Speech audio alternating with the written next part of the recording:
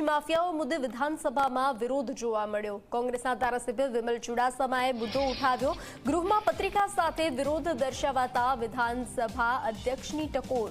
પ્રસિદ્ધિ માટે ગૃહમાં નાટક ન કરી શકાય તેવી ટકોર શંકર ચૌધરીએ કરી હતી। તેમને સમય આપવા માંગુ છે, નિયમ પ્રમાણે કામ થાય। વિધાનસભામાં અધ્યક્ષે આદેશ આપતા વિમલ ચુડાસમાને બહાર કાઢવામાં આવ્યા હતા। વિમલ ચુડાસમાએ વેલમાં બેસી જતા તેમને બહાર કાઢવામાં આવ્યા હતા। તો ખનીજ માફિયાનો મુદ્દો વિધાનસભામાં ગાજ્યો હતો।